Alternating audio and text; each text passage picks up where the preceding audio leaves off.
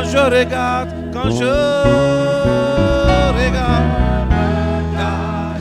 les montagnes, regarde les vallées, regarde la mer, ô Seigneur, Dieu, oh oui, tu es Dieu, tu es Dieu, tu es Dieu, tu es Dieu, tu es Dieu, tu es Dieu, tu es Dieu, tu es Dieu, tu es Dieu, tu es Dieu, tu es Dieu, tu es Dieu, tu es Dieu, tu es Dieu, tu es Dieu, tu es Dieu, tu es Dieu, tu es Dieu. Oh oui, tu es Dieu, tu es Dieu, tu es Dieu, tu es Dieu, tu es Dieu, tu es Dieu, tu es Dieu, tu es Dieu. Oh oui, ah oui, ah, Goloba, ah oui, ah, Golo. Ah oui, ah, Goloba. Lève les deux mains dans le Seigneur. Ah oui, ah, Golo. Ah oui, ah, Goloba. Ah oui, ah, Golo. Ah oui, ah, Goloba. Ah oui, ah, Golo. We are we oh, we are we oh, we are we oh, we are we oh, we are we oh, we are we oh, we are we oh, we are we oh, we are we oh, we are we oh, we are we oh, Marada Balanda Savali. We are we oh, Rapelendo Sivali. Ah we are, ah we are, ah we are, Goloba. Ah we are Goloba. Ah we are Golo. We are Goloba. Ah we are Goloba. We are Goloba. Ah we are Goloba.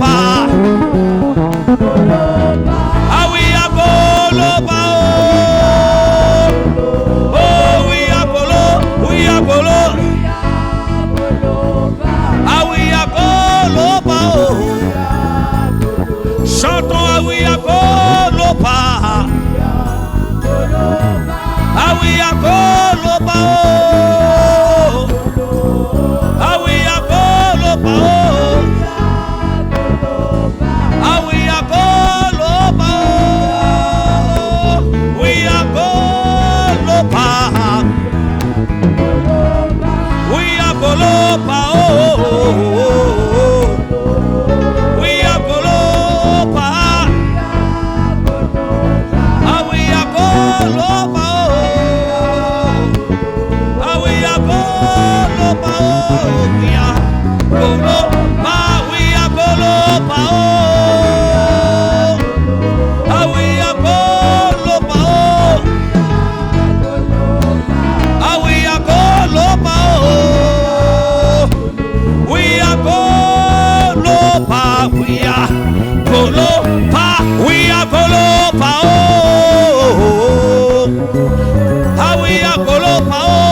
Rabalandi Palio Supali Marregue de Branto Sangueda. Je veux exprimer mon désir, celui de t'adorer, Seigneur, car tu es comme un étendard. Je veux t'exprimer mon désir, celui de t'adorer, Seigneur, car tu es comme un étendard. Je veux t'exprimer. Je veux exprimer celui de t'adorer. Oh oui, car tu es pour moi. Oh oui, oh, tu es. Oh oui, Jésus, oh, tu es. Oh oui, oh, tu es. Jésus, tu es pour moi un étendard. Jésus, tu es un étendard pour ma famille. Dans mes affaires, tu es mon étendard. Adore-le, adore-le, adore-le. Oh oui, Jésus, oh, tu es un étendard pour moi, Jésus. Dans mes finances, tu es mon étendard, Jésus. Dans mes activités, tu es l'étendard. Un étendard, un étendard.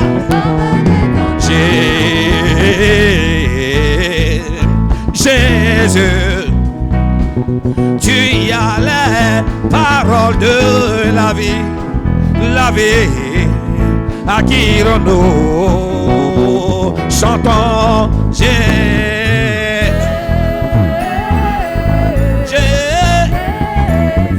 as les paroles de la vie. À qui nous, Seigneur Jésus. À qui nous, Yahvé juré. À qui nous, mon roi. À qui nous, Jésus. À qui nous, à qui nous, Seigneur Jésus. À qui nous, Yahvé juré. À qui nous, Jéhovah Nissi. À qui nous, tu as les paroles qui restent, oh Jésus.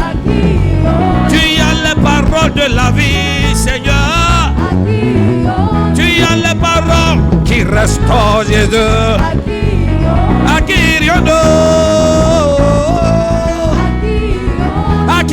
nous, Seigneur Jésus. Seigneur, vers qui nous pouvons aller, c'est à part toi. Seigneur, le monde nous a fait, le monde a tout fait pour nous dissuader de ne pas te suivre. Mais Seigneur, quand nous pesons tout dans ce monde, on voit que sans toi, nous ne sommes rien. Seigneur, c'est avec toi seul que nous sommes heureux. C'est en ta présence que nous sommes épanouis. C'est avec toi que nous pouvons atteindre tous les objectifs que nous sommes fixés. Nous ne pouvons pas aller quelque part d'autre. C'est pour ça ce soir, nous avons besoin d'être Tout-Puissant, Père. Nous voulons être moi, Seigneur Tout-Puissant, nous voulons te dire que nous t'aimons, exprimer notre gratitude envers toi. Merci pour notre santé. Merci pour ce que tu as fait dans notre vie. Oh Seigneur, sois célébré, sois magnifié. Sois célébré, sois magnifié. Jéhovah Jéhovah, Jéhovah, Jéhovah, chantons Jéhovah, Jéhovah, Jéhovah, Jéhovah, chantons Jéhovah, Jéhovah, Jéhovah, Jéhovah, Jéhovah. Oh oui, Jéhovah, Jéhovah, Jéhovah, Jéhovah, Jéhovah. Chantons Jéhovah, Jéhovah, Jéhovah. Oh oui, Seigneur, Jéhovah, Jéhovah, Jéhovah, Jéhovah, oh oui, chantons Jéhovah, Jéhovah, Jéhovah, Jéhovah, Jéhovah, Jéhovah, Jéhovah, Jéhovah, Jéhovah, Jéhovah. Chantons Jéhovah, Jéhovah, eh. Oh Jéhovah, oh Jéhovah, tu es élevé. Jéhovah, tu es le Dieu très. Oh oui, Jéhovah, Jéhovah, oh Jéhovah, tu es le Dieu très haut. Oh, tu es élevé. Tu es le Dieu très haut, Jéhovah. Jéhovah. Ragelende falikato sopolinga dabra. Regedebos. Nous t'exprimons notre gratitude, nous t'exprimons notre amour, nous t'exprimons notre engagement. Rapo sapan de ketepan safa. Ah, ton amour guérit, ton amour guérit, ton amour transforme, ton amour apporte la paix. En ta présence, il y a la joie, il y a la guérison, il y a la restauration. Ah, Seigneur, ce soir, nous voulons te célébrer, nous voulons te magnifier de là où nous sommes, de là où nous sommes. Seigneur, cet instant précis, nous te dédions cela. Enfin, l'Éternel Tout-Puissant, te magnifier, te célébrer. Jésus, merci pour la famille, merci pour les activités, merci pour la santé, merci pour les projets qui ont débuté et que cela va bien aboutir. Matolo sopelenda bra, regete bankatu sapelende bro, rokoto bali kato sapalanda bra. Ouvre la bouche, parle au Seigneur. Dis-lui que tu l'aimes, dis-lui que tu l'aimes, dis-lui que tu l'aimes, dis-lui que tu l'aimes. Dis-lui que tu l'aimes. Maragata balou sapali kato sepe. Elenteka rekete balanda pali kato balanda raha. Elamalande gedeboho. Rusi balin katalande bre. Rekete balanda balan. Elenkata malo. Rokoto mande sete. Elikata balanda bra. Rekete baliantopo. Rokoto manda pa. Ah, Seigneur, sois béni. Seigneur, sois célébré. Je veux magnifier ton Saint-Nom. Alors que tu l'adores, sa présence est effective. Alors que tu le célèbres, alors que tu montres que tu l'aimes, il te touche par sa présence. Alors que tu ouvres la bouche et que tu lui dis qu'il est ton Seigneur, il est ton Dieu. Ah, son amour qui guérit, son amour qui transforme, son amour qui renouvelle. Maintenant, descends en toi, descends dans ton cœur, descends dans ton esprit, descends dans ton être. Je ne sais pas quel fardeau avec lequel tu es venu ici, mais à travers l'adoration, notre Dieu est un Dieu qui libère. Ce fardeau quitte ce soir. J'ai dit ce cadeau quitte ce soir. L'Esprit de Dieu est là, et il est là parmi nous, et il agit puissamment pour la gloire de Dieu. Esprit de Dieu, tu es là parmi nous, et tu agis puissamment pour la gloire de Dieu. Oh, Esprit de Dieu, tu es là parmi nous, et tu agis puissamment pour la gloire de Dieu. Esprit de Dieu,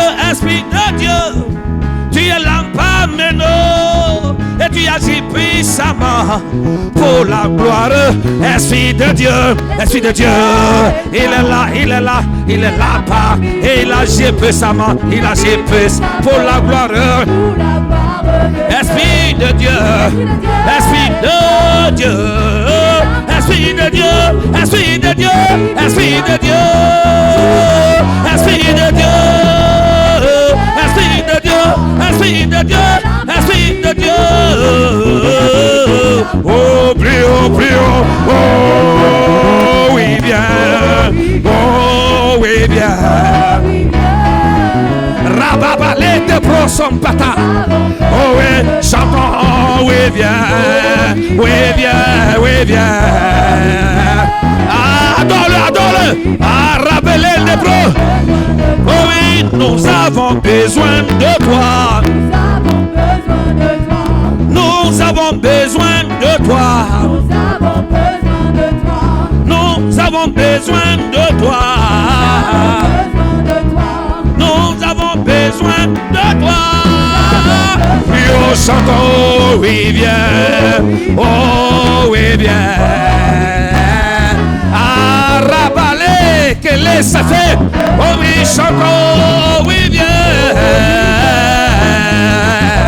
Elle est guetée, c'est que de balia, regede beau, rogoto balikato, c'est pelende bria, et l'ande vacances, ça fait les grandes faits bien, et calos, Romolonde Gediba, Lengedeba, Ragadabalande, Sakatabalo, Ragabala. Ouvre la bouche si tu pries à langue, mais ne fais pas la bouche. Parle. Rogodobalande, Brakelen, Sefelindapa, Lembala, Maragodoboliga, Limbalen Sefe, Lembalandaka, Rababalandeko, Ulkatosa Malende. Rababalanda brosa palika tosapa.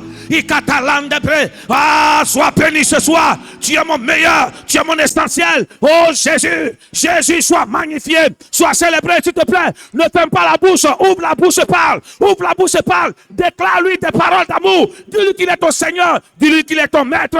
C'est pas le moment de rester en silence, c'est le moment d'ouvrir la bouche et d'exprimer verbalement ce que tu ressens pour ce Dieu. Marosopondeke, Elentekali Safalan, Elibalon di Balandabra. Robalonde Kalisate, la Kalama Lekete Bosopo, Lojekelende Bra. Ah, Seigneur, sois célébré, sois magnifié, sois célébré, sois magnifié, sois célébré, sois magnifié. À travers ce temps d'adoration, je vais te célébrer, je vais te magnifier. Tu es mon Dieu, tu es mon Seigneur, tu es mon Dieu, tu es mon Seigneur. À part toi, il n'y a personne. C'est sur toi que nous comptons. Merci pour ta présence, merci pour ton esprit, merci pour ta présence, merci pour ton esprit. Elende Pana Lenda Tose Pelenda Bro, Robalanda Bra, Alande Bro, Ikato Sapala, Ikalande Bra. Ah, ne te tais pas, ne te tais pas. Parle. Ronde Belenda Ba, Ragada Balando Tibalando Santa Palaho, Ronte Kelindaha, Elente Pa, Rosso Polandeke, Ikato Sapala, Ikalaranda Bra, Rekete Balanga, Elekete Balanda Bra, Rokota Palanda, Elende Bra. Ah, pendant que tu parles au Seigneur, sa présence se manifeste, sa présence se manifeste. Ikataranda Bra, Rekete Balanda Bra, Rokoto Malagre, Elendele, Ikatabalande de Garo, Ronde Pelia, alla Catabala, Ilakalao, Loco Lobo Sandebra, Elentebale, Shakatabalo, Shaba. Mareto Sepelintatos. Ah Seigneur, ton amour est si grand, ton amour pour moi est si grand. Seigneur, ce soir, je te célèbre. Merci pour tout ce que tu fais pour moi, pour ma famille. Malgré qu'éternel Dieu, nous ne sommes pas dignes de nous approcher de toi à cause du péché. Mais Seigneur, tu témoignes chaque jour ton amour pour nous. Nous te sommes reconnaissants. Nous sommes reconnaissants au Seigneur qui nous bénit, qui nous touche, qui nous protège, qui nous éloigne du danger. Oh Jésus, Mare de bro, sopolen de bre, les de bro, sabalen de bro, malo shaba. Pendant que tu parles, sa présence est effective ce soir. Le Saint-Esprit est parmi nous ce soir. Les de bro, dis-lui que tu l'aimes, dis-lui qu'il est ton Dieu, dis-lui que c'est celui que tu comptes, dis-lui qu'il est ton devant, il est ton derrière. Mare de broso molendeke, ikato chapale. Eh Jésus, tu es mon essentiel, tu es mon seul appui, tu es la personne que je regarde. Oh Dieu, rodez-les, elende belende bro, lo sopolende bra, ragada balande bro, les sata. Rababalanda belende gedebo sopolendata. Ikendelende bro sopandara. Oh Dieu, Jésus, sois magnifié.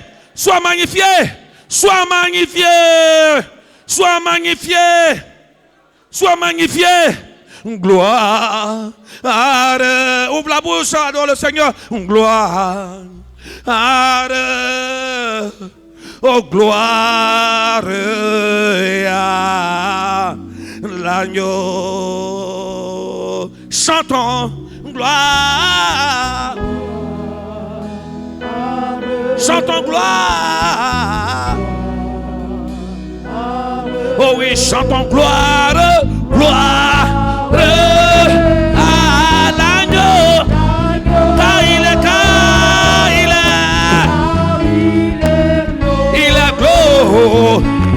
et digne. Ce soir, Marande Bros, Pelenda Bra, et souverain, nous élevons nous élevons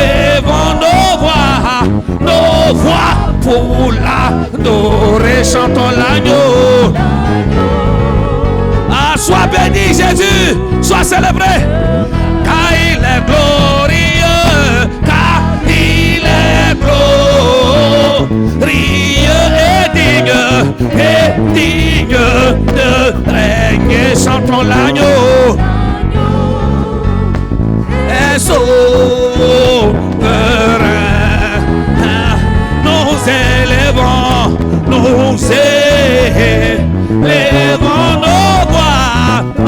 voix pour l'adorer, chantons l'agneau.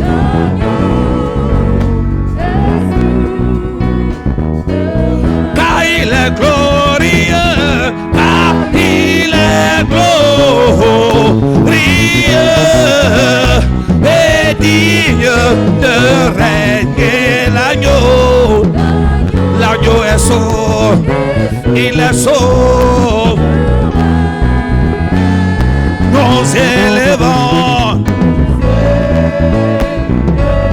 nos voix, rador, chantons l'agneau.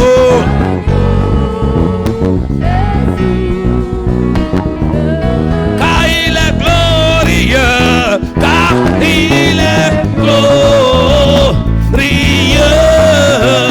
et digne de régner, l'agneau est souverain.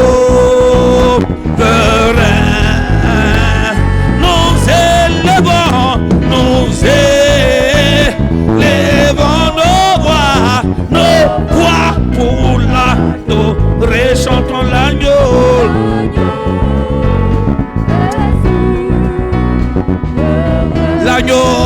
L'agneau est souverain, l'agneau est souverain, l'agneau est souverain, l'agneau est souverain. Marada Balan. Est-ce que quelqu'un peut acclamer fortement le Seigneur? 2 Rois chapitre 5. 2 Rois chapitre 5, 2 Rois 5. Maradebren Sefelin Dato Chapa. Bien-aimé, j'aimerais te dire l'une des choses qui permet à Dieu d'intervenir assez rapidement dans ta vie, c'est l'adoration. À chaque fois que tu as un temps, je dis bien à chaque fois que tu as un temps, au lieu de t'arrêter pour demander des choses à Dieu, non, adore-le. L'adoration, suis-moi bien, est la chose qu'on commence sur la terre, on va les terminer au ciel. Oui. L'adoration, c'est l'activité que nous commençons ici sur la terre, et puis on va les terminer au ciel là-bas. Parce que quand tu regardes, la Bible dit que les 24 vieillards et les êtres vivants quoi? Adorent, ils se procèdent devant le Seigneur, il dit, tu es le Saint, Saint, Saint. Il dit, c'est à lui qu'appartient le règne et la puissance. Amen. Quand tu prends Apocalypse chapitre 9, nous avons parlé la dernière fois. Donc, adorer le Seigneur, c'est quoi? C'est lui dire ce qu'il représente pour toi. Dites amen bien. Alors que nous sommes dans cette semaine, pour les humains, je reprends bien, pour les humains, cette semaine est une semaine de déclaration d'amour. Dis amen. Ou bien, pour les humains, suivons bien, pour un humain, si tu veux voir la valeur d'une relation, c'est la manière dont les déclarations seront faites cette semaine. Vous ne pouvez pas dire amen. Hein? Aïe. Mais pourquoi tu ne vas pas comprendre? Est-ce qu'il y a dit biblique? Il y a dit pour les humains, non? C'est-à-dire que pour les humains, tous les autres jours, là, si tu veux, il ne faut pas déclarer. Mais cette semaine de août qui mène à la Saint-Valentin, si des personnes sont en couple et que la personne n'a pas déclaré son amour entre nous, on dit quoi? On dit la personne n'a jamais aimé. Comme si l'amour de quelqu'un doit seulement se manifester fortement en une semaine. Et les autres? Vous n'avez pas dit amen. En nous, nous avons compris ce que les humains veulent dire. Et nous, on n'attend pas une semaine pour déclarer cela à notre Jésus. C'est chaque jour que nous le disons. Tu n'as pas dit amen bien. Amen. Je vous ai dit une chose. Et c'est ce que nous sommes en train de traiter. Quand il s'agit d'avoir parole, on dit il y a un sorcier qui a t'attaqué. Tout à l'heure, tu vas aligner toutes sortes de phrases. Je casse, je brille. Il y a des mots en dictionnaire que le ciel même est surpris que ça sorte de ta bouche. Tu n'as pas compris ce qu'il s'en est dit. Si c'est tout à l'heure, c'est briser les yeux de l'ennemi. Tu vas prier jusqu'à... On dit Amen, tu ne veux pas t'arrêter. Mais si c'est pour dire au Seigneur ce qu'il est pour lui, tu n'as plus de parole. Vous voyez comment le diable nous a fait puis de combat. Vous voyez comment le diable nous a tous distraits. Dieu qui doit avoir plus de paroles pour être valorisé, on est avare en parole. Quand il s'agit de dire à Dieu ce qu'il est pour nous. Mais quand il s'agit de faire quoi? Donnez-moi le mot. De faire la propagande ou du moins de faire les zélos du diable. On a beaucoup de paroles. Parce que, suis-moi bien, le fait qu'on brise, en fait, c'est parce qu'on s'intéresse à lui qu'on brise. Or, plus tu t'intéresses à Dieu, un jour, je vous ai dit une chose ici. C'est pas parce que, retiens cette phrase, c'est pas parce qu'une prophétie n'est pas sortie sur toi de façon audible que ce que Dieu a déjà prévu pour toi ne va jamais s'accomplir. Ah, voici le gros problème de nous les chrétiens. On s'est dit que c'est parce qu'on ne sait pas une prophétie sur notre vie, voilà pourquoi ça ne s'accomplit pas. Non, ce n'est pas toutes les prophéties que Dieu va rendre ça audible pour que tu puisses savoir. Non, il y a des prophéties. Dès que tu es attaché à Dieu, que tu le saches ou pas, ça va forcément s'accomplir. Non, ton amen est parti. Hein. Ton amen est parti. Donc ça veut dire que notre foi doit être orientée pas à la recherche d'une prophétie, mais à la recherche de Dieu. Parce que si j'ai Dieu avec moi, que je sache ce qui est bon ou pas, le bon viendra. Tu me dis, amen, non, cette semaine, tu vis une expérience. Ah. Donc, la façon dont le monde, pendant toutes ces semaines, va... Il ne faut même pas dire le monde même. Parce que quand on dit le monde, là, mon français, là, on ne comprend pas bien. Quand j'ai dit le monde ici, là, tu as l'impression que ce sont les païens. Non. Le monde dont je suis en train de parler là, sont chrétiens. Oh. Mais c'est son chrétien même qui est dangereux même. Parce que eux, les yeux déjà sont ouverts. Or, les païens, les yeux ne sont pas ouverts. Les chrétiens, les yeux sont déjà ouverts. Ils vont prendre verset biblique. Ah, l'amour de Dieu. Oh non, non. Nous, notre premier Valentin, là, c'est Dieu. Donc, pendant toutes ces semaines, non seulement on glorifie son nom chaque jour, mais cette semaine, on aura du temps uniquement que pour lui. Quelqu'un n'a pas dit amen. Hein? Pourquoi tu en vas en amen? Ça? Demain, on sera encore là. Et vendredi, on sera encore là. 18h, 20h30, demain, 18h, 20h30. Et puis, on va terminer dimanche par la grâce de Dieu. Cette semaine, on va beaucoup prier. 2 Rois chapitre 5. On va commencer la lecture. Et puis, 2 Rois chapitre 5. Suivez-moi bien, on va aller dans... C'est comme une étude biblique, rapidement, et puis on va prier. Nous évoluons dans notre thème de dimanche. Le thème, c'est quoi? Les ennemis de la consécration. Le mot ennemi, c'est quoi? C'est ce qui t'empêche de faire quelque chose. En d'autres termes, qu'est-ce qui nous empêche de nous consacrer à Dieu? Parce que c'est grâce à la consécration que Dieu, quoi? Dieu nous impose sa volonté pour qu'on puisse accomplir ce pourquoi nous sommes nés. Parce qu'on a vu que dans Romains chapitre 12, oui, Romains chapitre 12, le verset, il dit, offrez-vous comme quoi? Un sacrifice vivant. Et quand on colle là, au verset 2 de Romains 12, il dit, soyez transformés par le renouvellement de votre intelligence afin de discerner la volonté de Dieu. Donc, celui qui marche dans la volonté de Dieu, c'est celui qui est consacré. Donc, suivez-moi bien. Toute personne qui veut réussir sa vie doit découvrir la volonté de Dieu, c'est ça. Or, la volonté de Dieu, c'est ce qu'on appelle la consécration. Donc, si tu veux forcément réussir sur la terre ici, il te faut forcément te consacrer. Et le diable, c'est que la consécration, c'est l'un des plus grands secrets pour pouvoir réussir son destin sur la terre. Donc, qu'est-ce qu'il va faire? Il fera tout pour nous empêcher de nous consacrer. On a commencé depuis mercredi passé. Dimanche, on a évolué. Aujourd'hui, on va progresser. Demain, on va en parler. Vendredi et dimanche, terminé. Naaman, chef de l'armée du roi de Syrie. Je commence au verset 1er. Il dit quoi? Je cherche de la faveur de son maître et d'une grande quoi? Considération. On dit, mais car, donc pourquoi est-ce qu'il était considéré? Pourquoi est-ce qu'on l'aimait? Il dit, car c'était par lui, dis avec moi, par lui, que l'Éternel avait délivré les Syriens. On me comprend bien? Mais donc on donne quoi? On fait sortir les bons côtés. On fait sortir les mérites aussi. Mais on dit, mais cet homme fort et vaillant était quoi? Lépreux. Dieu avec moi était lépreux. Donc, déjà, en posant le décor, le personnage central de ce récit, c'est Naaman. Amen. Et la Bible dit que c'était par lui, c'est important. C'était par lui que l'Éternel avait quoi? Délivré. Ça veut dire que c'est Naaman a expérimenté Dieu. On est d'accord, non? Quand on dit c'est par lui que Dieu est passé. Ça veut dire qu'il a expérimenté Dieu. Dis amen bien. Mais la Bible dit que malgré que Dieu est passé par lui, qu'est-ce qu'il avait? Il était lépreux.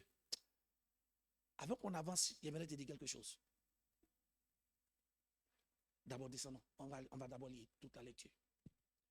On dit, oh, les Syriens étaient sortis par troupes. Et ils avaient emmené captive une petite fille du pays d'Israël. Elle dit qui était au service de la femme de Naaman. Verset 3. Et elle dit à sa maîtresse, qui est la femme de Naaman, oh, si mon Seigneur était auprès du prophète qui est à Samarie, le prophète le guérirait de sa lèpre. Oui. Naaman alla dire à son maître, la jeune fille du pays d'Israël a parlé telle et telle manière. Oui. Et le roi de Syrie dit, va, rends-toi à Samarie et j'enverrai une lettre au roi d'Israël. Il partit prenant avec lui 10 talents d'argent, 6000 cycles d'or et 10 vêtements de rechange. Parce que Fabrice, maintenant on doit sauter, descend encore. Ok, donc maintenant, Naaman se rend à Samarie pour aller voir l'homme de Dieu. Donc Élisée a appris qu'il venait vers lui. On dit, lorsque Élisée, homme de Dieu, a appris que le roi d'Israël avait déchiré ses vêtements, descend encore, descend. Je veux qu'on descende un peu, à cause du temps, descend un peu. Ok, remonte au verset 11. On dit, Naaman vint avec ses chevaux et ses chars et s'arrêta à la porte de la maison d'Élisée. Amen. Descend maintenant, verset 10. Élisée lui fit dire par un messager, va et lave-toi 7 fois dans le Jourdain. Il dit, ta chair redeviendra quoi? Saine et tu seras pur. Oui, verset 11. Naaman fut attristé et il s'en alla en disant, dis avec moi, voici je me disais. On va ensemble, voici je me disais. Voici je me disais. Il sortira vers moi. Il sortira vers moi. Il se présentera lui-même. Il se présentera lui-même. Dis avec moi, je me disais. Je me disais. Dis, je me disais. Je me disais. Il sortira vers moi. Il sortira vers moi. Il se présentera lui-même. Il se présentera lui-même. Et il invoquera le nom de l'Éternel. Et il invoquera le nom son de Dieu. Son Dis Dieu. avec moi, son Dieu. Son Dieu. On dit, il agitera sa main. Il agitera sur sa la main place. Sur la place. Et je guérirai de la lèpre. Et je guérirai de la lèpre. Amen. Ça, c'est ce que lui s'est dit. Verset 12, oui. On dit les fleuves donc il continue dans ses discours. Il dit les fleuves de Damas, d'Albana et le papa ne valent-ils pas mieux que toutes les eaux d'Israël? Oui. Il dit, ne pourrais-je pas m'y laver et devenir pur? Et il s'en retournait et partait avec fureur. Oui. Allons vite. Mais ses serviteurs s'approchèrent pour lui parler. Il dit, mon père, si le prophète tu demandais quelque chose de difficile, dis avec moi quelque chose de difficile. Quelque chose de difficile. Et si le prophète avait demandé quelque chose de difficile, n'aurais-tu pas fait? Combien plus dois-tu faire ce qu'il t'a dit? Lave-toi et tu seras pur. Oui. On dit, il descendit alors et plongea 7 fois dans le Jourdain, selon la parole de l'homme de Dieu. Je déclare cette parole-là. Selon la parole de Dieu. Je reprends, selon la parole de l'homme de Dieu. Ça veut dire qu'il y a une instruction qui a été lancée. Mais là, c'est parti avec quoi? Avec la parole de l'homme de Dieu. Ce soir, je relâche la parole de Dieu, suivie de l'onction de Dieu, que ta destinée doit atteindre maintenant le niveau de l'accomplissement. Amen. On dit, et sa chair devient comme la chair d'un jeune enfant. Et il fut pur. Que Dieu te bénisse. Amen. Que Dieu te bénisse. Amen. Voilà, on va aller assez rapidement. On va évoluer.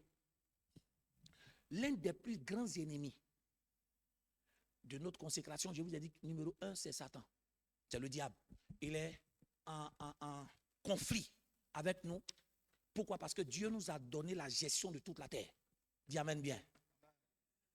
Et son objectif, c'est de nous séparer de Dieu. Or, dès qu'on nous sépare de Dieu, notre consécration est brisée. Amen. Mais ce diable-là, ou bien notre ennemi Satan, ne peut pas planifier des choses contre un enfant de Dieu. Et puis, normalement, ça doit prendre. Si ça prend, c'est parce que moi, j'ai ouvert la porte. Amen. Et l'une des portes que toi et moi, nous ouvrons, et que Satan utilise pour créer des blocages, dis avec moi, le caractère. On a commencé à parler depuis dimanche. Ça ne sert à rien pour nous tous les jours, on va prendre. Non. Il il y a une clé que toi et moi, on doit mettre en valeur. On doit travailler sur notre caractère. Le caractère attire de bonnes choses, mais le caractère aussi peut quoi? Être un facteur de blocage. Un facteur de blocage pour l'accès de bonnes choses. Quelqu'un dit amen bien. 1 Jean 4, verset 17, on a vu ça. Il dit, tel il est, tel nous sommes. Nous devons tout faire pour avoir Jésus pour modèle. Et Jésus a été un modèle au niveau de son caractère. Voilà pourquoi le diable n'a pas pu l'atteindre. Dis amen bien. Oui, l'une des choses que Satan n'a pas pu. Pourquoi? C'est ce que je veux dire. Pourquoi Satan n'a pas pu déstabiliser Jésus? Jésus étant sur la terre, il est fils de Dieu. Amen. Il a la présence de Dieu. Ça, je vais insister dessus. Jésus a la présence de Dieu sur la terre. Mais en réalité, ce n'est pas la présence de Dieu qui faisait d'abord que le diable ne pouvait pas l'atteindre. Le problème, c'est qu'il avait un caractère selon quoi? Selon Dieu. Parce que n'oubliez pas, il dit Jean 14, 30, il dit quoi? Le diable vient, il n'a rien à moi. On est d'accord, non? Jean 14, 30, il dit le diable vient, il n'a rien à moi, il s'en va. Ça veut dire que malgré la présence de Dieu qui était autour de Jésus, Satan a eu accès à venir vers lui. Quelqu'un n'a pas dit amen. Place-moi ça, Jean 14, 30. Donc, malgré la présence de Dieu qui était autour de Jésus, il dit je ne parle plus. Il dit je ne parle plus guère avec vous. Car le prince du monde, quoi, vient, il n'a rien à moi, oui. Donc c'est la partie B qui est là. Il dit car le prince de ce monde, il vient et il n'a rien à moi. Donc tu es d'accord avec moi que il y a des niveaux où la présence de Dieu autour de toi ne peut pas empêcher un ennemi de s'approcher de toi. Mais il peut s'approcher, mais il ne doit pas t'atteindre. Et qu'est-ce qui va faire qu'il ne va pas t'atteindre? Ce n'est pas la présence de Dieu, c'est la gestion de ton caractère. Il dit il n'a rien à moi. Ça veut dire que Satan est venu jusqu'à côté de Jésus. Il dit amen bien. Il dit il vient mais il n'a rien à moi. Il n'a pas dit qu'il est de l'autre côté. Si quelqu'un vient, c'est qu'il sait quoi? Il s'est approché. Donc malgré la présence de Dieu, Satan s'est approché. Mais Satan ne pouvait pas déstabiliser Jésus. Pourquoi? Parce qu'il n'y a pas une porte, il n'y a pas une sémence du diable en lui. Ce que je veux dire à quelqu'un, c'est on peut être chrétien, on peut être ou même de Dieu. Mais le diable peut détruire notre vie à cause de notre caractère. Et c'est notre caractère qui empêche le diable de nous déstabiliser. Non, ton amen, ça me fait quelque chose. Parce que quand il lit la même histoire de quand Jésus fut conduit, la Bible, il fut conduit dans le désert. D'autres versions, je crois, entre Matthieu et Luc, il dit Jésus étant rempli de l'esprit, fut conduit. Ça veut dire qu'il était rempli de l'esprit quand il partait au désert. Mais Satan est venu. C'est tout moi ça. C'est celui de Matthieu 4 ou bien Luc 4. Et dit Jésus, hein? Luc 4, lis ça. Jésus rempli du Saint-Esprit. En fait, je vais attirer ton attention quelque part. Parce qu'il y a des gens qui pensent que le fait que la présence de Dieu est là, ils sont qualifiés, suis-moi bien, ils deviennent intouchables. Or, ce qui permet à la présence de Dieu de te rendre intouchable, c'est ton caractère. Ce que je vais te faire comprendre, c'est notre caractère qui permet à la présence de Dieu de retenir nos ennemis. Oui, Luc 4, oui. Jésus rempli du Saint-Esprit. On a vu, non? Oui, revint, oui. Revint du Jourdain, oui. Et il fut conduit par l'Esprit dans le désert. Ouais, le verset qui suit dit quoi? Où il fut tenté par le diable pendant Amen. 40 jours. Donc, suis-moi bien. Le Jésus que le diable a approché pour le tenter, pendant plusieurs nombres de jours, c'était un Jésus simple? Non. C'était un Jésus rempli de l'Esprit. Je ne sais pas si vous me comprenez bien. C'était un Jésus rempli de l'Esprit. La présence de Dieu était en lui.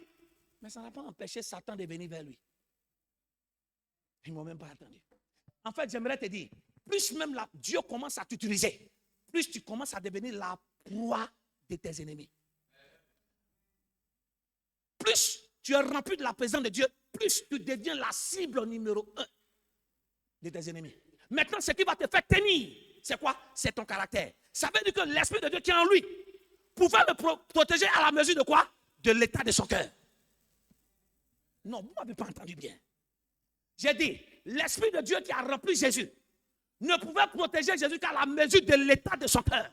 Ça veut dire que même s'il était rempli de l'Esprit, mais son cœur était impur, Satan allait le déstabiliser. Voilà pourquoi il dit, le diable vient, il n'a rien à moi. C'est de là qu'il parle. Le diable est venu vers moi. Le problème n'est pas qu'il n'a pas eu accès. Il est venu, mais il ne pouvait pas m'atteindre. Pourquoi? Parce que j'ai été trouvé quoi? Irrépréhensible d'abord devant Dieu, mais aussi devant lui. Bien aimé, on a un problème. Très souvent, toi et moi, nous traitons notre caractère uniquement par rapport à Dieu. Or, la valeur de ton caractère impacte aussi ton environnement. Ah, là, ils ne m'ont pas compris. Ah, je reprends. Très souvent, On traite notre caractère uniquement par rapport à Dieu. Pourquoi j'ai dit ça? Ça, c'est parole de quelqu'un. En tout cas, moi, je ne cherche pas à plaire aux gens, je cherche à plaire à Dieu. Je suis désolé. Quand tu es rempli de l'esprit, que tu as le caractère de Jésus, plus tu plais à Dieu, plus tu plais aux hommes. C'est dans votre Bible, Luc 2, verset 52. La Bible que Jésus quoi? Croissait. Jésus croissait en quoi? En stature, en grâce et en sagesse. On dit quoi? Il était agréable à Dieu et aux hommes. Placement de test. Donc le caractère, suis-moi bien, comment tu peux savoir que Dieu a approuvé ton caractère? C'est lorsque, de par ton caractère, il y a des gens qui se convertissent. C'est pas par là, suis-moi bien, c'est pas par la prière que tu sauras que ton caractère est ce que Dieu veut. Non, non. C'est ce que je veux dire, c'est le témoignage que ça laisse aux gens. Si grâce à ton caractère, des gens viennent à l'église, il faut savoir que Dieu est en train de t'approuver. Place-moi ça. Et Jésus croissait en sagesse, en stature et en grâce. On dit quoi? Devant qui? Devant Dieu et devant les hommes. Ça veut dire que devant Dieu, il grandissait. Qui remarquait? Dieu remarquait qu'il grandissait. Mais aussi les hommes aussi remarquaient qu'il grandissait aussi en sagesse. Ça veut dire que Jésus avait une manière de parler. Mais qui quoi? Qui s'améliorait au jour le jour. Dieu constatait ça, mais aussi les hommes aussi constataient. Donc, ah non, mais en tout cas, moi, ma vie chrétienne, comment on appelle, je ne plais pas aux hommes. Attends, quand Pierre parlait là, il ne faut pas prendre la parole de Pierre là. Quand Pierre a dit, il dit, est-ce que vous trouvez judicieux de plaire à Dieu que de plaire aux hommes là? Lisez dans le contexte. Dans le contexte, on les empêchait de parler de Jésus. Moi, je ne vais pas dire amen. Hein? Aïe. On les empêchait de faire la volonté de Dieu. Donc, quand tu dis la phrase, moi, je ne cherche pas à plaire aux hommes, je cherche à plaire à Dieu. En réalité, c'est que tu cherches à faire la volonté de Dieu. Ils disent quoi là? C'est quand tu cherches à faire la volonté de Dieu que tu peux dire ça. Mais maintenant, c'est une phrase de tout le monde. Non. Dis à quelqu'un, Seigneur, brise mon caractère. Et regardez, je vais assez rapidement. Voici quelqu'un, à cause de son caractère, il a failli rater son miracle. Je reprends. Sur le texte de 2 Rois 5, ça peut être l'objet d'un enseignement pendant un mois. La Bible dit que Naaman, suivez-moi bien, Naaman était celui par qui l'Éternel avait délivré. On est d'accord, non? Ça veut dire que Naaman avait été utilisé par Dieu. Maintenant, suis-moi très bien. Le fait que tu es utilisé par Dieu pour résoudre un problème, ça ne fait pas de toi quelqu'un qui connaît Dieu. Non. J'ai bien de dire quelque chose de lourd. Ce n'est pas parce que tu as été utilisé par Dieu pour apporter une solution dans la vie de quelqu'un que tu connais Dieu. Parce qu'on a lu dans la lecture, parce que tout le monde, il y a une petite partie du thème dedans. Quand il est parti trouver l'homme de Dieu, qu'est-ce qu'il a dit? Il dit, je pensais que quoi? Il allait sortir au devant de moi. Il allait quoi? Non, voilà ça. Il dit, Naaman fut irrité et il s'en en a en disant, voici, je me disais, il sortira vers moi. Suivez la suite. Il dit, il se présentera lui-même. Il invoquera qui? On va ensemble. Le nom de qui? Qui? Oh, le premier texte a dit quoi? C'était par lui qu'est l'Éternel. Donc c'est le même Éternel, non? C'est le même Éternel, non? C'est le même Dieu, non? Mais cette fois-ci, il dit quoi? Son Dieu. Donc il reconnaît que Dieu est passé par lui. Mais il ne connaît pas encore ce Dieu. Oh, tu es déjà perdu. Tu me suis, ma fille? Tu me suis? Le premier verset nous dit quoi? On dit c'est par lui que l'Éternel délivra. Donc ça veut dire que Dieu l'a utilisé pourquoi? Pour résoudre un problème. Mais ce n'est pas parce que Dieu l'a utilisé pour résoudre un problème qu'il connaît forcément Dieu. Ah, et voici, suivez-moi bien. C'est ce caractère de suffisance qu'on croit que parce que Dieu nous a utilisé pour résoudre un problème, on croit qu'on connaît Dieu. Non. Pourquoi est-ce que quand l'homme de Dieu lui a dit va nager, pourquoi il a refusé? Parce que pour lui, Dieu parle aussi par lui. Mais Dieu peut parler par toi, mais tu peux ne pas aussi le connaître. Tu es ici ou bien tu es à la maison. Donc faisons attention. En commençant déjà par nous qui sommes au niveau de la chair. Pour toute personne qui intercède pour les gens. Je vous ai dit dimanche que Dieu peut quoi? Dieu peut exaucer tes prières, pas à cause de toi, mais à cause de son plan. Oui. Dieu peut écouter tes prières, pas à cause de toi. Mais quand il regarde qu'il y a des personnes autour de toi, que c'est toi qui dois régler le problème, il exauce. Maintenant, si une telle personne n'a pas le discernement, tu es assez naïf de croire que parce que tu pries Dieu, Dieu écoute. Dieu a agi, que tu le connais, tu vas, j'ai dit, tu vas te casser la figure. C'est pour ça que plus Dieu commence à te parler, plus tu es en danger. C'est-à-dire que assure-toi d'abord de le connaître. On dit c'est par lui que Dieu est passé. En temps normal, toi et moi, là, on était limités. Si c'est par lui que Dieu est passé, c'est que normalement il le connaît, non? Bon, maintenant, il va voir l'homme de Dieu. L'homme de Dieu lui parle de la part de Dieu. Il dit non, tu agiteras ta main et en invoquant l'Éternel, ton Dieu.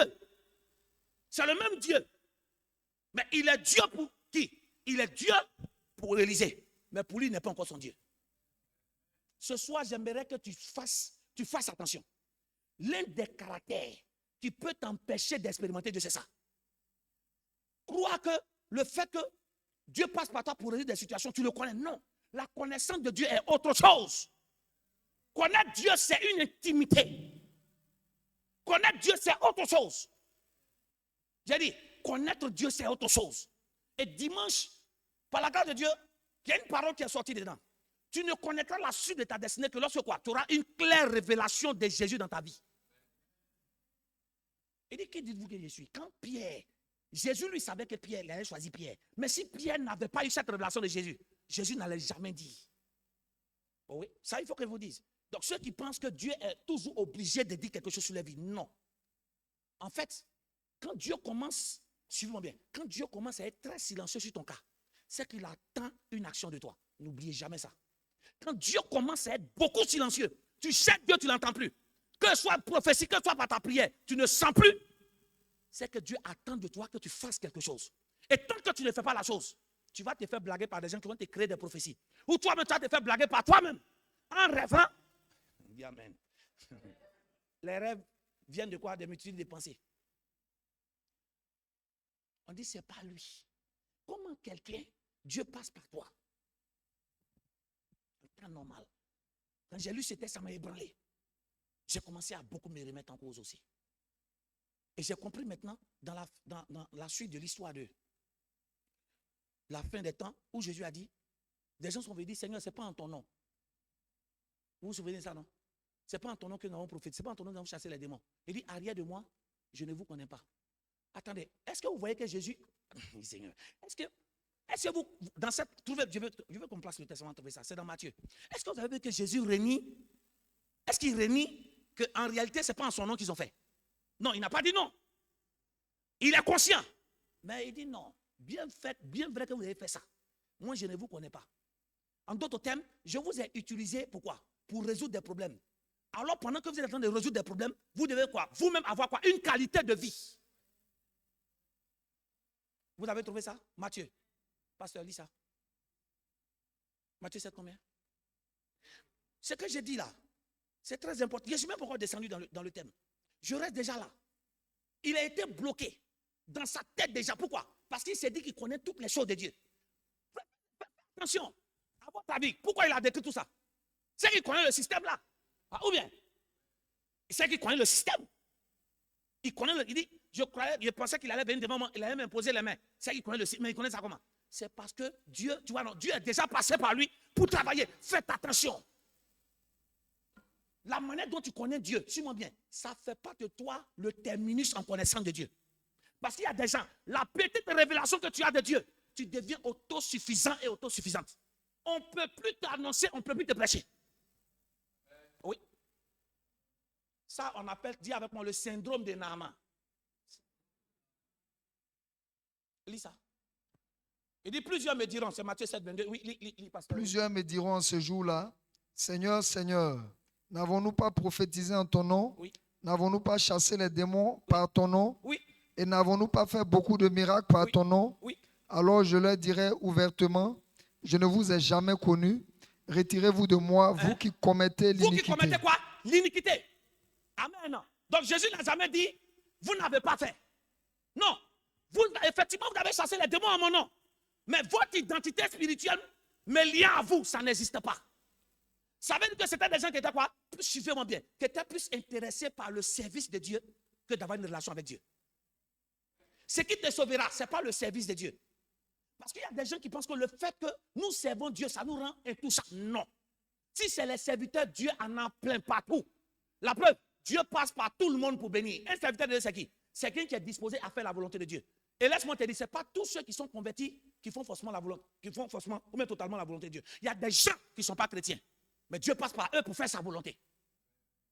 Tu me comprends bien? Il y a des gens que Dieu dispose qui ne vont pas à l'église. Dieu les utilise simples, mais ils n'ont aucune relation. Donc pourquoi Dieu dit je ne vous ai pas connu? Ça veut dire quoi? Quand il a brûlé leur identité, c'est l'iniquité. Donc ils n'avaient aucune relation avec lui. Mais ça n'empêchait pas Dieu de passer par eux. À partir d'aujourd'hui, que ça reste clair dans notre esprit. Ce n'est pas parce que Dieu passe par toi pour donner un songe à ta famille que tu le connais. Et ça, c'est très dangereux. Si déjà, et je vous ai dit la dernière fois que revenons au fondamental. Hébreux 5:12 dit quoi? Il dit, vous qui en effet devez des maîtres. Il dit quoi? Vous êtes quoi? Venus encore quoi? Au lait. Vous avez encore besoin de quoi? De lait et non d'aliments solides. Si tu as une mauvaise croissance spirituelle, ça va te rattraper devant. Et beaucoup d'entre nous, dès qu'on arrive à l'église, au lieu de nous faire asseoir dans la parole, on a réveillé le côté don de la personne. Je connais des gens ici qui ne savent pas prier, mais c'est eux qui rêvent. Je connais des gens ici qui ne savent même pas lire la Bible, qui ne savent même pas qu'est-ce que la foi. Mais c'est des personnes par qui Dieu passe pour faire du bien. Non, je ne suis pas contre. Mais il y a un processus. Sinon, tu seras comme ces derniers-là. Dieu passera par toi, pourquoi? Pour que son nom soit glorifié. Mais toi-même, tu ne le verras pas. Donc, Naaman a une expérience avec Dieu. Normalement, cette expérience devait faire je vais te dire quelque chose. Toute expérience que tu as avec Dieu doit t'envoyer à te rapprocher de lui. Vous me comprenez? Donc, normalement, quand il a l'expérience que Dieu a passé par lui, qu'est-ce qu'il devait faire? Il devait maintenant se rapprocher. Et en passant, en parenthèse, j'aime ce Dieu. Dieu ne passe jamais par... Dieu ne passe jamais par ce qui est grand pour faire grand. Je reprends. Dieu ne passe jamais par ce qui est grand pour faire grand. Parce que s'il passe par ce qui est grand pour faire grand, toute personne ne va croire que c'est Dieu qui a fait. Parce que c'était déjà grand. Mais quand Dieu passe par petit pour faire grand, petit lui-même se rend compte qu'il ne pouvait pas faire grand. Donc il se rend compte que c'est un grand Dieu qui est passé par lui petit pour faire grand. Et les gens qui sont à côté aussi découvrent que lui, celui qui était petit, est devenu grand et peut quoi? Se convertir à ce grand Dieu. J'ai dit une longue phrase en peu de minutes. Dieu ne passe jamais par grand. Et c'est ça que je veux dire, que Dieu ne profite jamais du poste de quelqu'un. À partir d'aujourd'hui, c'est ça. Dieu ne profite jamais du poste de quelqu'un. Non. Parce que s'il profite de ton poste, personne ne va croire que c'est lui qui a fait. Personne ne va croire. Mais s'il passe par petit même se rend compte qu'il ne pourrait jamais faire grand. Alors, il va s'attacher au grand Dieu. Les gens qui sont à côté savent aussi que petit ne pourrait jamais faire grand. Et ils savent que c'est un grand Dieu qui est passé par lui. Et ça va les envoyer à quoi? Se convertir au grand Dieu. C'est Naaman. On dit qu'il était fort, mais il avait un problème. Il était lépreux. C'était la parenthèse. Toi, tu es lépreux, Dieu passe par toi. Normalement, qu'est-ce que tu devais faire? Tu devais te rapprocher de ce Dieu. Mais est-ce que vous savez que Dieu ne veut pas que tous ceux par qui il passe pour se manifester se perdent? Je reprends. Dieu, n'oubliez jamais ça. Dieu ne veut jamais qu'un serviteur ou une servante de Dieu. En fait, je préfère ne pas trop utiliser servante ou serviteur de Dieu pour que tu crois que c'est pasteur seulement. Non. Tous les enfants de Dieu par qui Dieu passe pour se manifester sur la terre. Le but, en faisant ça, il veut que tu le recherches. Suivez-moi. Il y a longtemps, Naaman est lépreux, non? Hein? Il y a longtemps, il est lépreux, non? Dieu est passé par lui. Mais qu'est-ce que Dieu va faire? Dieu va créer les conditions, suis-moi bien, pour que Naaman entende parler où se trouve l'Éternel pour qu'il parte là-bas. Donc Dieu a profité de quoi? De sa condition. Dieu est en train de lui dire, Naaman, c'est vrai que tu es lépreux, mais le fait que je passe par toi, je fais du bien aux gens, ça ne change pas le regard des gens vers toi. Dis amen bien. Non. C'est vrai que Dieu est passé par Naaman pour faire quelque chose de bon. Mais tous ceux qui vont voir Naaman ne vont pas appeler Naaman le sauveur. On appelle quoi Naaman le but de Jésus. Quand il passe par toi, il veut changer ton identité vis-à-vis de toi-même, vis-à-vis des autres. Donc en le rapprochant vers le prophète, c'est-à-dire qu'il découvre qui est l'Éternel pour qu'il change sa condition de vie. Je reprends. Dieu ne peut pas passer par toi pour faire du bien aux autres sans te faire du bien. Oh, je refuse ton amen. Naaman, Dieu l'utilise. Mais vous voyez, Dieu passe par lui, Mais lui, il est quoi? Il est malheureux. Le but de Dieu, ce n'est pas que en passant par toi, tu seras malheureux. Je ne sais pas s'il y a un serviteur ou servant de Dieu. Je ne sais pas si quelqu'un ici a le cœur disposé pour faire l'œuvre de Dieu, la volonté de Dieu dans une église ou dans une paroisse. J'aimerais te dire, mon Dieu ne peut pas passer par toi. Fais seulement uniquement du bien aux gens. Toi, tu passes ton temps à pleurer. Non. Il passe par toi.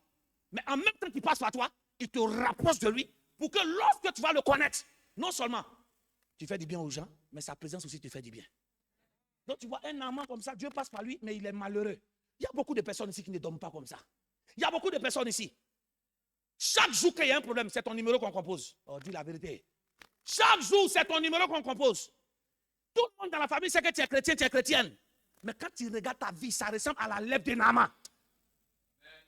Quand c'est comme ça, Dieu crée les conditions pour te rapprocher vers quelqu'un qui va de quoi? Qui va t'aider à le connaître. Mais si tu es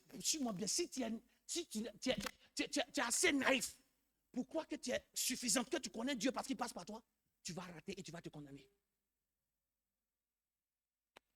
Quand il arrive, on lui dit, l'homme de Dieu lui dit, va nager.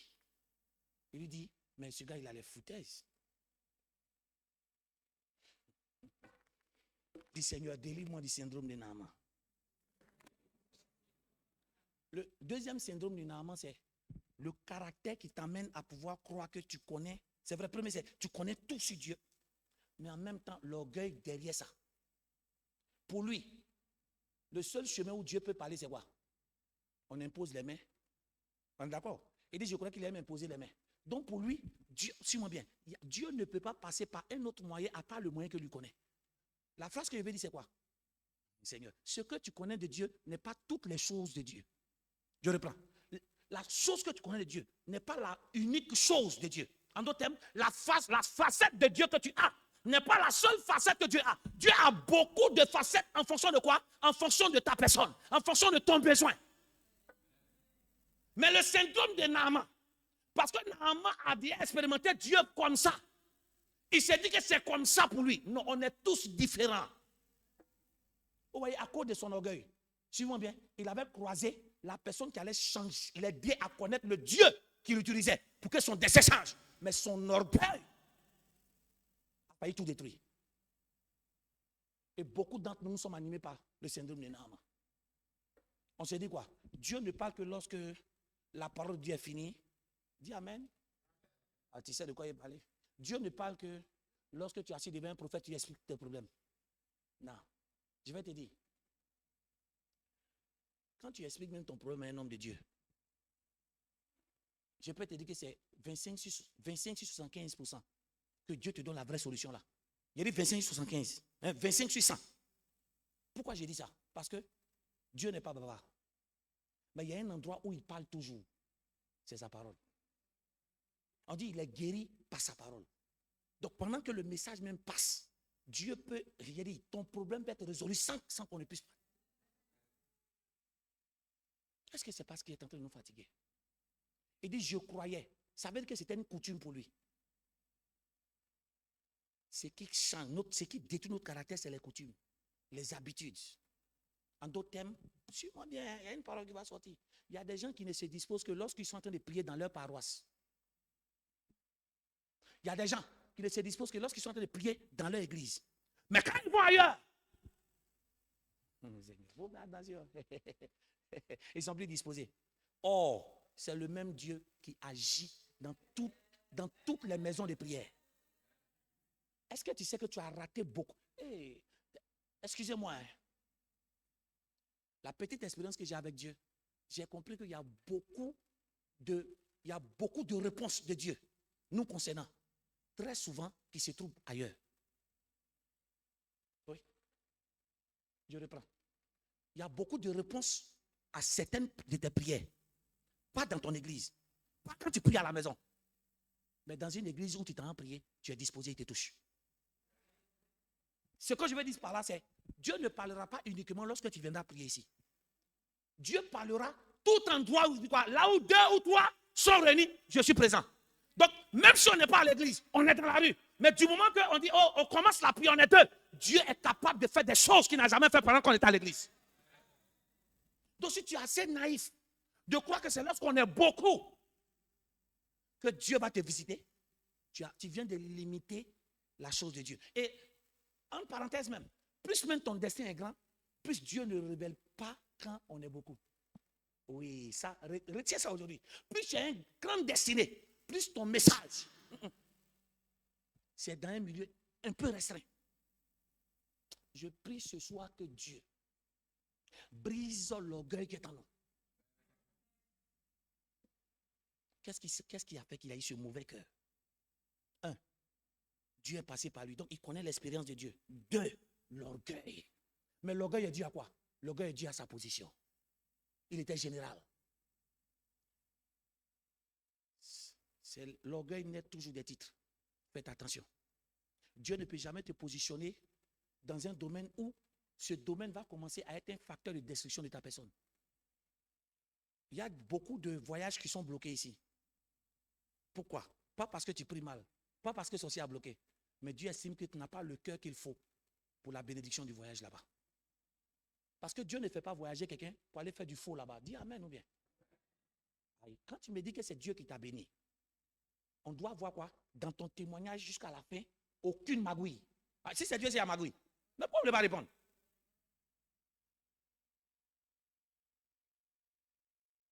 Il dit, Seigneur, on dit va nager dans l'eau là. Il dit, chez moi là-bas, il y a l'eau plus propre que ça.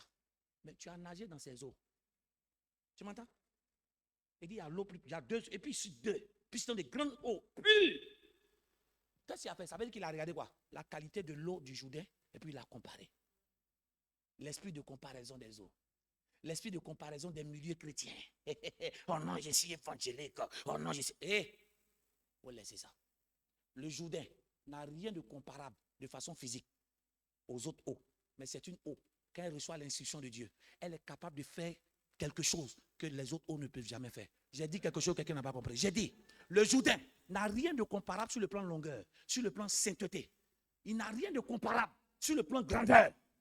Mais quand ce Jourdain reçoit la parole de Dieu, ce Jourdain est capable d'apporter quelque chose que les autres eaux que tu considères. Qu'est-ce que je vais dire par là? Je vais te dire ce soir que quelqu'un, quand tu es en Dieu, ne méprise personne. Dieu peut passer par la personne sur qui tu ne comptes pas pour changer ton histoire. La preuve, toutes les personnes sur qui tu comptes ne t'ont jamais aidé. Là où tu es arrivé, tu t'es toi-même débrouillé pour être là. Donc il te faut de l'aide.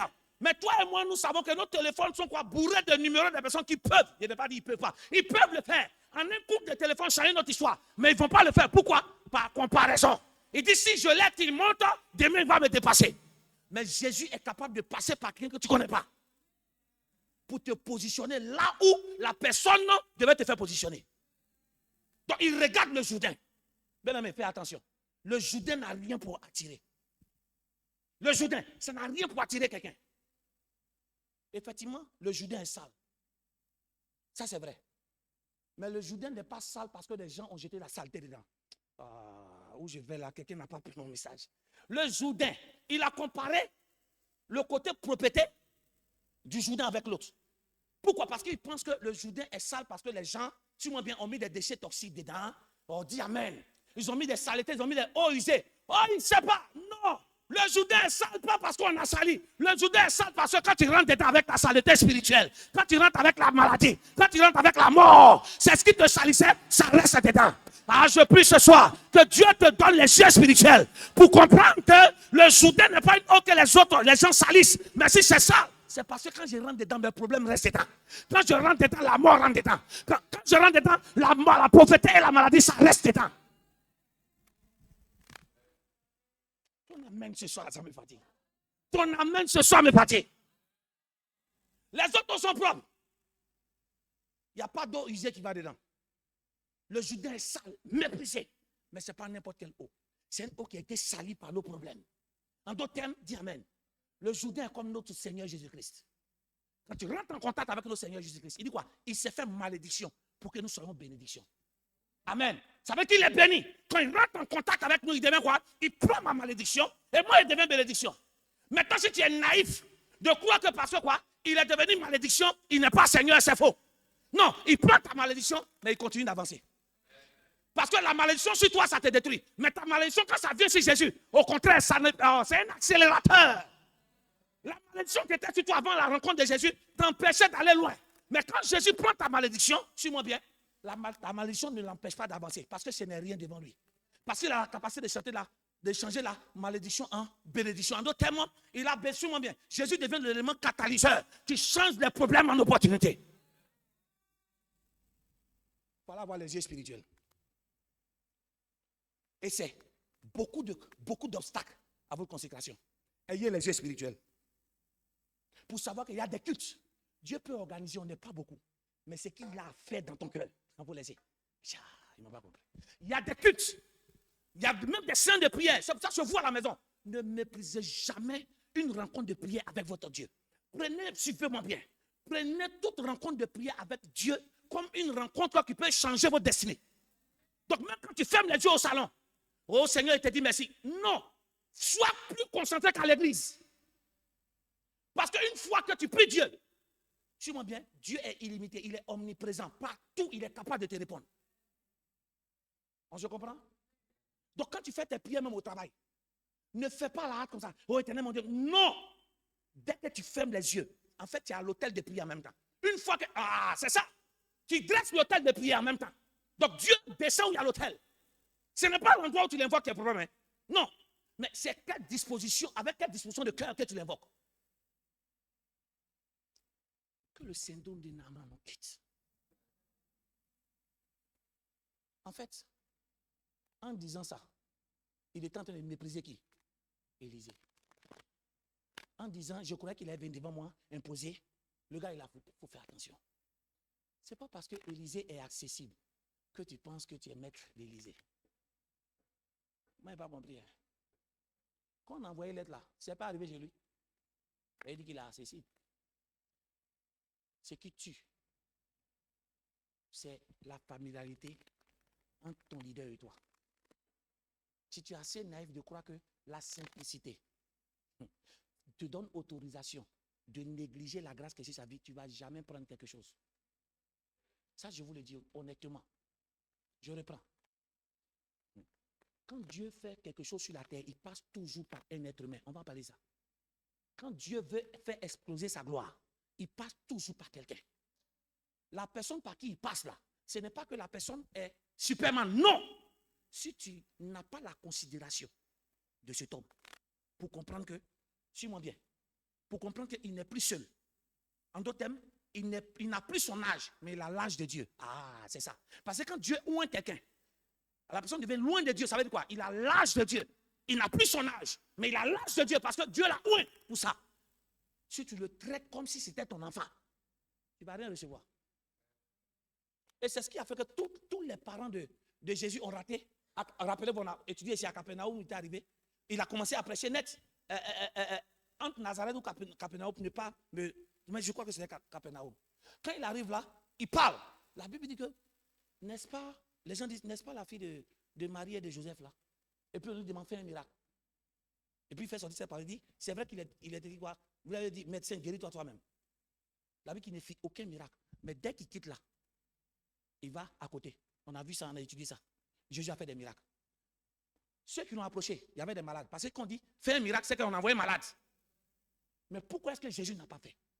Parce que l'onction n'a pas été quoi? Respectée ni valorisée. C'est pour ça, je ne vais jamais juger quelqu'un qui sait Dieu. Si c'est un prêtre, je lui donne le respect. C'est un pasteur, c'est berger. Une fois que tu me dis que tu es pasteur, ou tu es un homme de Dieu ou femme de Dieu, j'ai du respect pour toi. Parce qu'on ne sait pas par qui la solution à mes problèmes peut venir. Tu m'as compris? Mais le syndrome de Naaman fait qu'on est braqué. Non. Soyons ouverts d'esprit en Dieu. Mais je vais dire, soyons ouverts d'esprit, mais on ne se promène pas. C'est français. Soyons ouverts d'esprit. Mais il faut avoir la tête sur les épaules. Parce que tu peux être ouvert d'esprit là. Tu comprends mal. Ça ne veut pas dire que tu vas partout. Non. Je suis ouvert d'esprit. Mais j'ai quand même un garde-fou et des limites à respecter. Oh, on n'a même pas compris. L'ouverture d'esprit, c'est quoi? Tu laisses entrer des idées. Mais ça ne veut pas dire que je me promène. Donc le chrétien doit être ouvert d'esprit. Mais nous, on confond ouvert d'esprit et puis se promener. C'est-à-dire quoi? Suis-moi bien. Quand quelqu'un rentre sur Internet, si tu ne vas pas... Non, l'Internet, c'est un moyen... En fait, qu'est-ce que je veux dire quoi? Il n'est ni mauvais, il n'est ni bon. Je reprends. Mais ça dépend de celui qui l'utilise en fait. Je ne sais pas si vous me comprenez. Il n'y a pas de bonnes choses sur Internet? Si, il y en a. Donc, il y a de bonnes informations, il y a de mauvaises. Donc, ça dépend de celui, ce que tu cherches. Donc, si comment on appelle, tu es ouvert d'esprit et que tu n'as pas de limites, au lieu de prendre de bonnes informations sur Internet, tu vas utiliser Internet pour prendre de mauvaises informations, ça te détruit. Donc, l'ouverture d'esprit ne fait pas qu'on est dans le libertinage. Non, non, non. L'ouverture d'esprit fait qu'on est accessible à toutes les bonnes informations venant de Dieu. Mais on ne s'éparpille pas. Donc, ne crois pas que comme on est sous le temps de la grâce, on est permis de faire tout. Non. On a la grâce de Dieu. Mais cette grâce ne nous donne pas autorisation de faire tout ce que nous voulons faire. Non. On est sous quoi? Sous la grâce, mais dépendant de Dieu. Je suis sous la grâce, mais je dépends de Dieu. En d'autres termes, tu vas comprendre mon français. Quand quelqu'un habite chez toi, la personne a quoi? La personne peut se promener dans ta maison, mais la personne n'est pas chez elle. Ou bien, quand quelqu'un habite avec toi, tu dis à la personne, ok, c'est chez toi. Ce n'est pas tout ce que nous disons. Mais en réalité, quand tu dis c'est chez toi, là, est-ce que tu es en train de lui dire, tu es autorisé à tout? Maintenant, si tu dis le contraire, maintenant, pourquoi? Quand tu dis c'est chez toi, lui, dans son esprit, ça veut dire quoi? Il peut toucher à tout. Tu reviens le soir, ta chambre là, ton lit là. Il y a des gens qui n'ont pas. La personne est couchée sur ton lit. Et puis il demande, comme tu as dit, c'est chez moi là. Non, non. Et c'est la même chose. On est en Dieu. On est libéré, mais on ne doit pas mettre le libertinage. Que le syndrome de Naaman nous quitte ce soir. J'insiste sur le dernier. Cette année, on est en train de parler de la consécration. Tout homme de Dieu transporte une grâce. Et tout, suis-moi bien, Dieu appelle chacun à sa manière, il lui donne, et en fonction de son appel, il lui donne une grâce particulière. C'est comme les médecins. On les appelle tous docteurs. Mais ils ont une spécialité. C'est ça, non? Docteur, mais en chirurgie.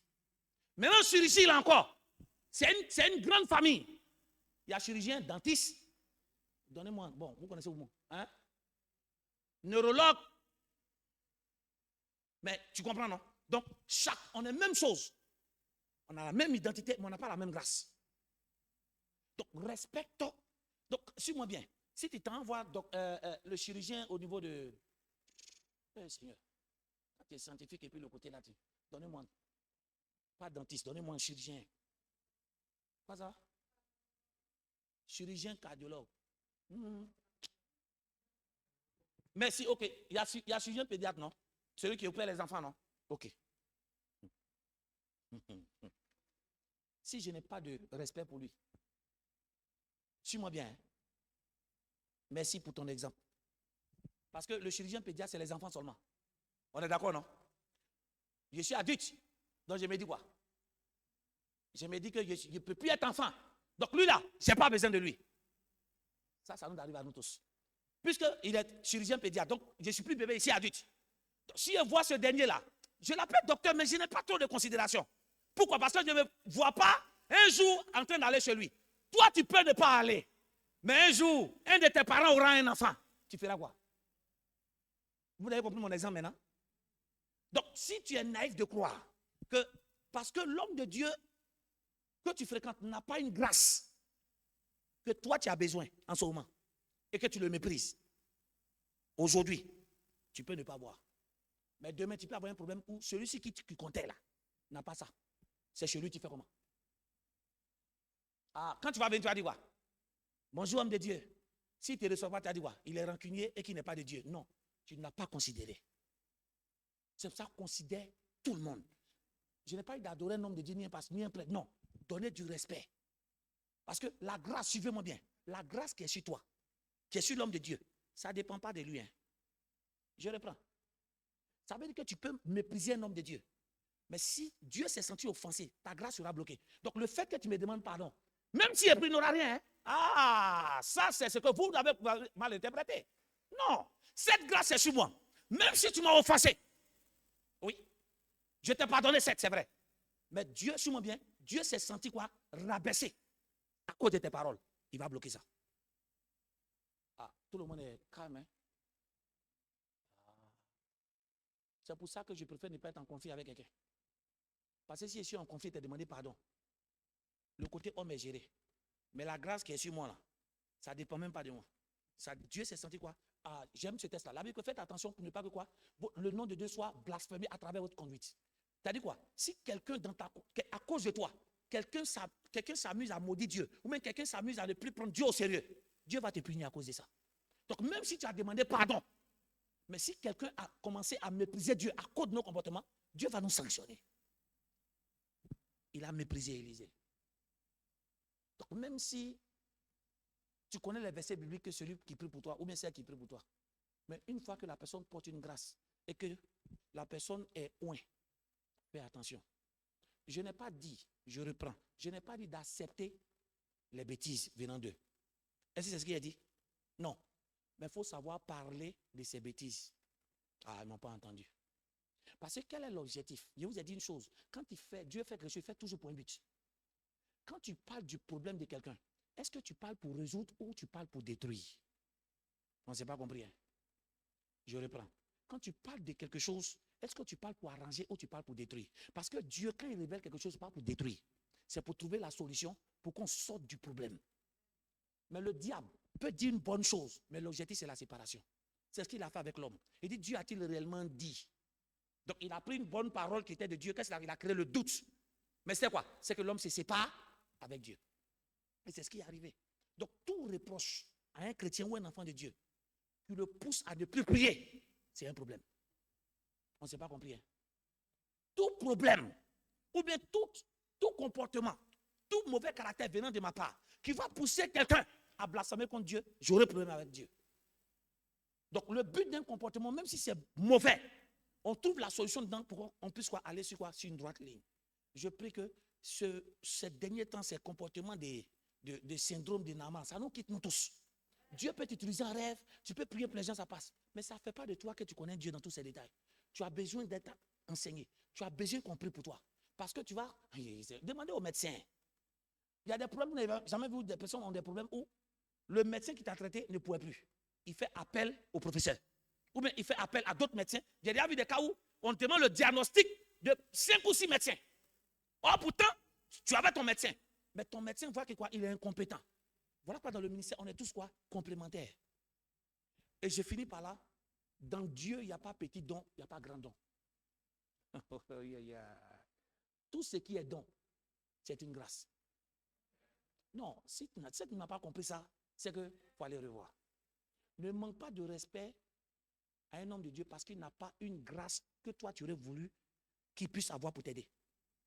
Parce que très souvent, on respecte des gens qui ont certaines grâces qu'on a besoin.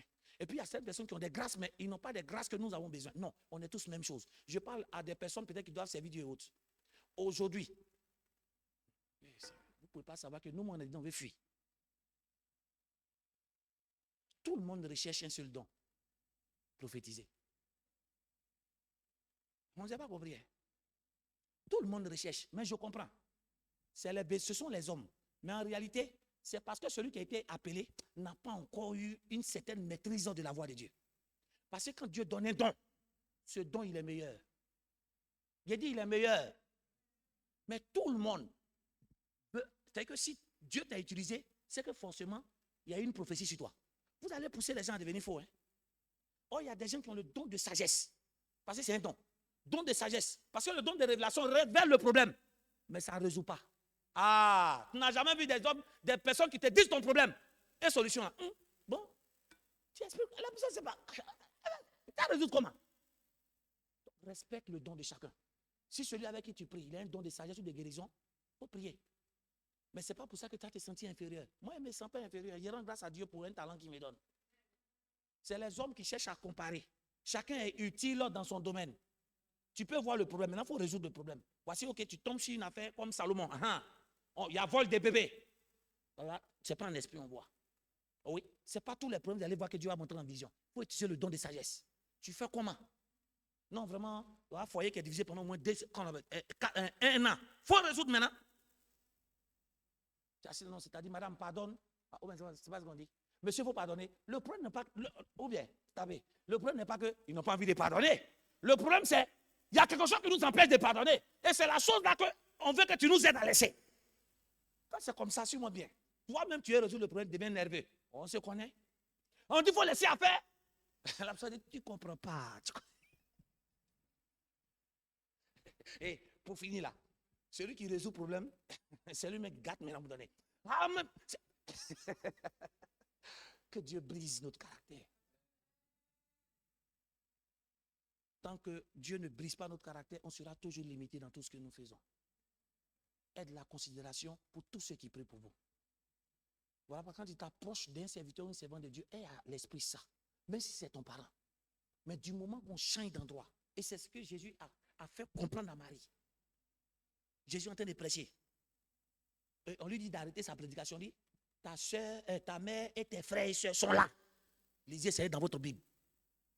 Il a dit, dites-leur, mes frères, mon père, ma mère, ce sont ceux qui sont en train de faire la volonté de Dieu ici avec moi. Tu as été ma mère pour me porter dans ce monde. Mais ma mission, c'est que je dois maintenant devenir ton père pour te rapprocher de Dieu. Moi-même, pas compris.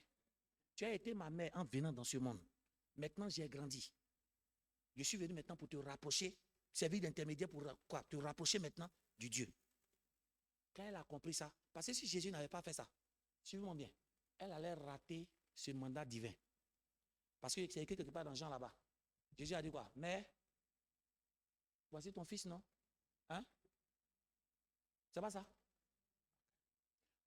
C'est parce que Jésus a pu faire la différence pour lui dire, maintenant, laisse le côté charnel. L'enfant Jésus qui était à la maison, non, c'est fini. Maintenant, c'est quelqu'un de spirituel qui va te rapprocher de Dieu.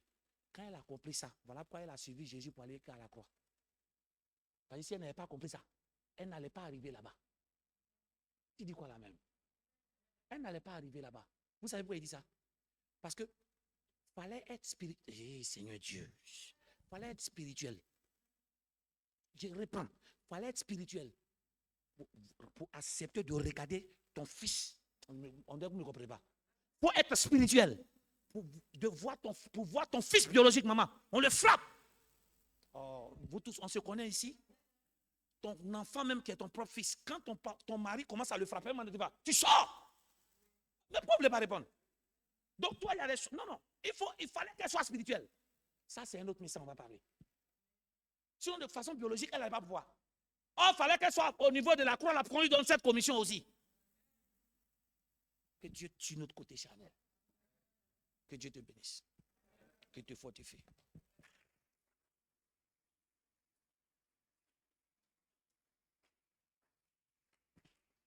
On a fini nos 21 jours.